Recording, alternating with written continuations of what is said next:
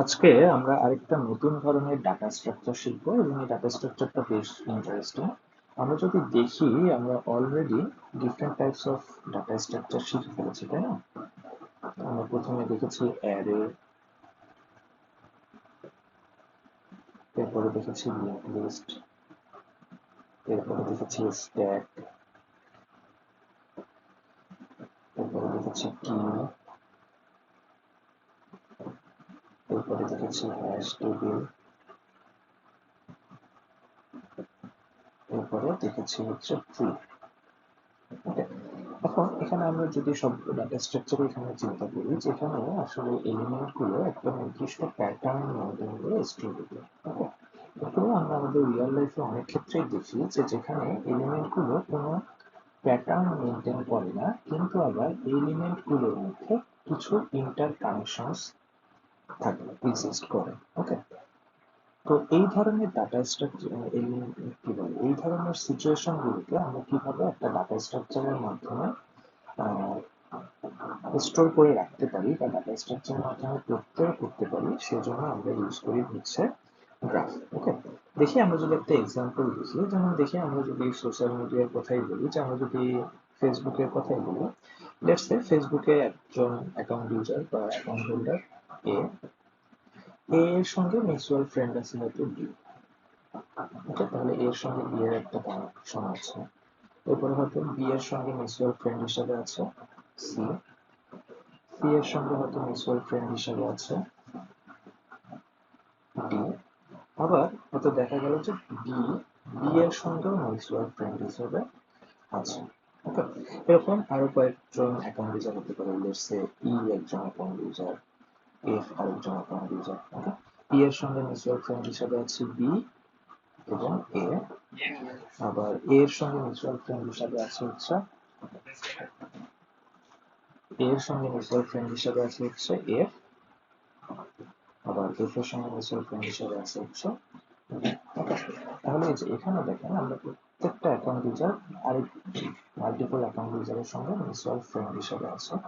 এবং আমরা যদি এই মিউচুয়াল ফ্রেন্ডের লিস্টটাকে কোনো এক জায়গায় স্টোর করে রাখতে চাই, তাহলে আমরা কনভিনিয়েন্টলি যে ডাটা স্ট্রাকচার ইউজ করে এই কাজটা করতে পারি, সেটাকে আমরা বলি হচ্ছে গ্রাফ। ওকে, আচ্ছা, এখন গ্রাফ জানতে গেলে, যেমন আমরা এখন পর্যন্ত যতগুলো ডাটা স্ট্রাকচার দেখেছি তাদের বেসিক কিছু টার্মিনোলজিস ছিল, তাই না? যেমন লিঙ্ক লিস্টের ক্ষেত্রে আমরা দেখেছি লিঙ্ক, তারপরে নেক্সট, তারপরে নোড, এরকম। ওকে, আবার ট্রি এর ক্ষেত্রে দেখেছি রুট, লিফ, নন লিফ, তারপরে লেফট চাইল্ড, রাইট চাইল্ড। ওকে, গ্রাফের ক্ষেত্রে আমাদের কিছু কমন টার্মিনোলজিস আছে। যেমন আমরা এখানে যে প্রত্যেকটা এলিমেন্ট বলছি না, যেমন এ একটা এলিমেন্ট, বি একটা এলিমেন্ট, সি ডি ই একটা এলিমেন্ট, তাহলে প্রত্যেকটা এলিমেন্টকে আমরা বলি হচ্ছে একটা করে ভার্টেক্স। ওকে, তাহলে প্রত্যেকটা এলিমেন্টকে আমরা বলি এক একটা করে ভার্টেক্স বা ওকে, আচ্ছা, এটা গেল একটা ব্যাপার।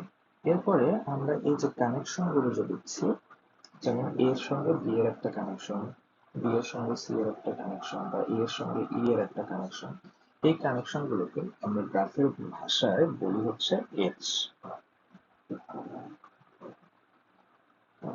তাহলে এ এর সঙ্গে এফ এর connection, that means there is an edge between A and F.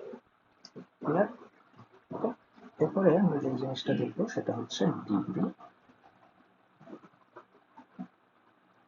Degree basically হয় একটা ভার্টেক্সের। ওকে, তাহলে কোনো একটা ভার্টেক্সের ডিগ্রি বলতে আমরা যেটা বুঝি, সেটা হচ্ছে ওই ভার্টেক্সের সঙ্গে অন্য আরো কয়টা ভার্টেক্স কানেক্টেড। ওকে, যেমন দেখেন, আমরা যদি একটা ভার্টেক্স নিই, দ্যাট মিনস আমরা যদি এই ভার্টেক্সটা নিই, তাহলে হচ্ছে এই ভার্টেক্সের সঙ্গে অন্য আরো তিনটা ভার্টেক্স কানেক্টেড, তাই না? বি, ই এবং এ। তাহলে ডিগ্রি অফ এ হবে 3।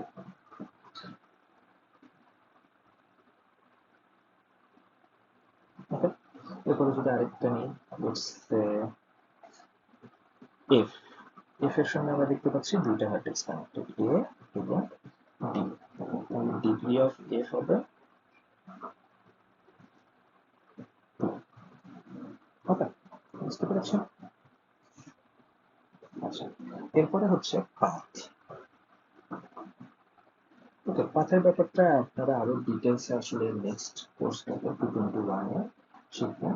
তবে আমরা যদি বলি যে পাথ, এটা আসলে মানুষ শুনেই বুঝতে পারছি যে সেটা হচ্ছে আমার একটা ভার্টেক্স থেকে আরেকটা ভার্টেক্স যাওয়ার জন্য আমরা যে রুটটা ফলো করি সেটা হচ্ছে তার পাথ। ওকে, লেটস সে আমরা এই সি ভার্টেক্স থেকে এ ভার্টেক্সে যেতে চাই। ওকে, তাহলে হয়তো আমরা এই রুটটা ফলো করছি। দ্যাট মিনস সি থেকে আমরা বিতে যাব, বি থেকে ইতে যাব, তারপরে ই থেকে এতে যাব। তাহলে সি থেকে বি, বি থেকে ই, ই থেকে এ। তাহলে এটাই হচ্ছে সি থেকে এতে যাওয়ার একটা পাথ।